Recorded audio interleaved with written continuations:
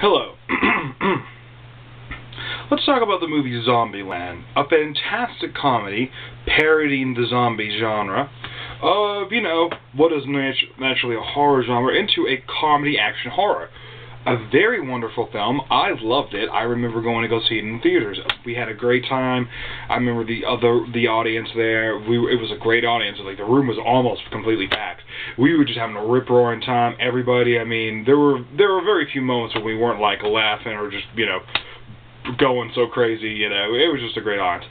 It's actually one of the first films I can ever recall that I've actually walked out of the theater with my friends, and I turned around and was like, hey, you guys can go home if you want. I'm going to go watch this movie again. And they were like, yeah, we're going with you. We all walked over, got another tickets, went right back in and watched the movie again. Now, that's a good movie. I mean, that was a great movie because everything in the movie just clicked. The characters, all the actors felt right in their roles. The script, it was paced very well. It was just, everything just felt so raw. Nothing really felt rushed, We were introduced to the characters. We were introduced to the world. We went through it with them. Everything on the journey worked. The jokes were funny. I don't think there was really a joke I didn't laugh at.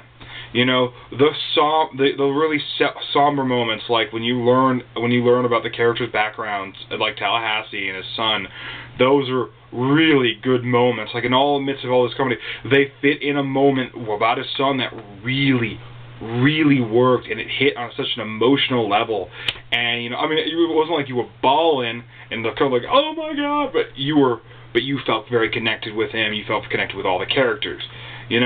Everything was very good in this movie. The only thing I can actually say that I felt that was really bad in this movie was when Wichita and Little Rock went off to the amusement park at night and turned everything on. I was like, I just sat there in my seat going, what? Really? Really? You know these things are attracted by sound. So you turn on amusement parks that make music, big noises and all this, and you turn all this stuff on? Are you crazy? It probably was one of the only breaking moments of the film where you were taken out of it for a moment and going, what? Though it did really lead up to a very awesome climax. So, eventually, a sequel was talked about by the original creators, that they really wanted to do one, and, I was expecting this because, it's Hollywood nowadays, and that they're so short on ideas, they have to resort to, taking a lot of movies from books these days, or just milking a franchise for all it's worth, like taking one movie that probably should have been just one movie, and then making, 20 sequels to it. And so much more, And then, it's just kind of how it works these days, And by cusp with the zombie genre that is really, kicking like that, because we got plenty of zombie games. We got a really good zombie television show, Walking Dead. I should take that back. Season 1 was really good. Season 2, that's where I fell off because it just turned into a soap opera drama. But that's a rant for another time. I have not seen anything of Season 3, though I have heard that it was good. But until I actually see it, I'm not going to even bother giving much on it. Like I said, they're playing games. And zombie games have been around for a while, Resident Evil and whatnot. And, a lot of new zombie movies are out, because horror is the easiest thing to do because they're the cheapest things to make. So, with all this going on, you expect to see a Zombieland, sequel. And I read articles. I kept up with it, and it was sounding good. There were plenty of things in there that were sounding like, okay, these sound like good ideas. And then I didn't hear anything for a while, and I kind of fell off. I wasn't paying attention. Like, oh, they'll pop up eventually, And then I heard that they're going to turn it into a television series, and I thought, this is good. This is a good idea. You can do a lot more with this. You can add more characters, give them a destination to go, and along the way they visit all these different cities. You can add more characters. You can you can grow. You can expand the characters we know more. You can really expand Zombieland in itself. The rules, we can add a couple more. Because the rules were always being added onto. You know, the rules got added onto occasionally. You know, you can explore the factors of these like 4 people in this like place where it's you know 99% zombies and 1% humans. You can explore their ordeals. You can make more jokes, more zombie kills of the week. So many good things. So, and then I heard that they were going to put on the Amazon original because, you know, Amazon's trying to copy Netflix's original TV show. And I was like, okay, I'll go with that. I mean, Amazon's player's always kind of been a bitch. It's always really been really hard to work with. So, it came out today. So, actually, it supposedly came out a couple of days ago, but it was actually a pilot. And the pilot really didn't enforce, really, you know, didn't, you know, encourage that this is actually going someplace. You know, and people, it was like, the pilot was like, this is up right now, you go to Amazon, it's like, it's coming soon, and that's all, and that already pissed people off. So it came out today, Friday, the 18th, and, 19th, my apologies. And I just finished watching it, not more than about, say, 10 minutes ago. And I have to say that it's okay. It's decent. I kind of see where they're going with this, and it's amazing that even though with the original creators writing this show, you know, I'm just kind of like, you know, you guys couldn't do better. I mean, it really just seems like they were trying, but maybe since they've been away from this franchise a little longer, it's going to take a little time. I don't know. It's going to be an interesting one. I kind of wonder if they've already filmed a few other episodes, because in the trailer I only saw, you know, pilot. You know, hang on, wait, just one second. Yeah, the only preview was really all the previews came from the trailer. All the previews came from the very first episode, the pilot.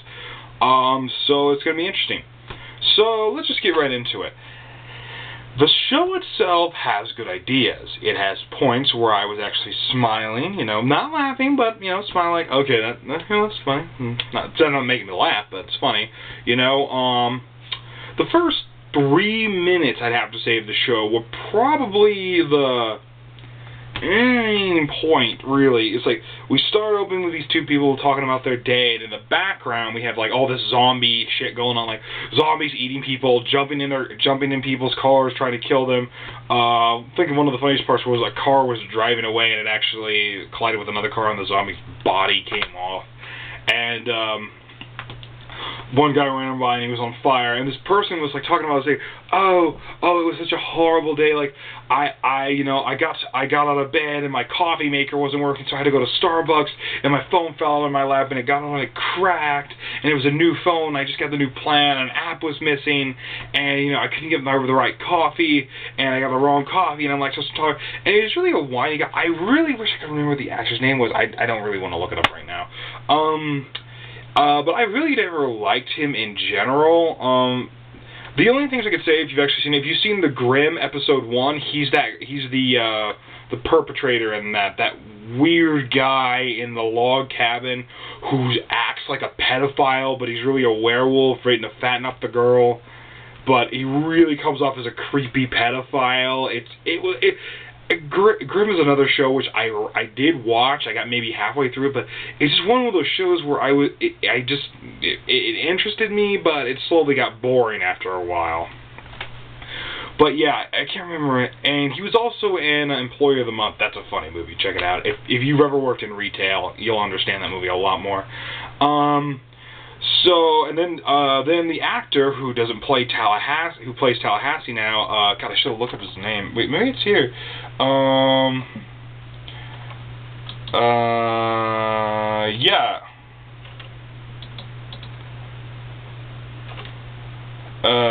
Yeah, screw it. I won't even look up. So, the main actor comes on, it's not, of course, Woody Harrelson. It's a whole new actor, and he tries, but he really falls flat. He's a pale comparison, and you know Woody Harrelson wouldn't do this, but I mean this guy pales in comparison because I think he's just trying too hard. Trying to become the character in itself, but he's just like really trying. It's actually funny because like the zombie, how it starts is like the zombie crashes through a window, and he's like, and this thing, and this persona, and this next few minutes, of these three people, who's gonna survive? And I was like, it's obviously the guy who just walked in saying that he was looking for a Twinkie. I was like, and it was like, see, you probably would have guessed this better if you knew this was taking place in Florida, Tallahassee. And I was like, no, if you've seen the movie and the guy was talking about Twinkies, you'd automatically know that was Tallahassee. So it starts up, and it takes place a couple of months after the initial movie thing. Some things have changed. They've been tooling around LA all that time. Columbus and Wichita. And Wichita is probably the only actress who actually resembles her character, resembles her character from the movie in both looks and actual character-wise. No, I take that back. Little Rock does the same thing. She's good, but she's kind of a little more on the kiddish side. I don't understand that, you know, little kid and all that. Columbus, actually, now that I think about it, everybody but Tallahassee does resemble their characters, either vaguely or in the same way. Wichita probably the closest, in my opinion.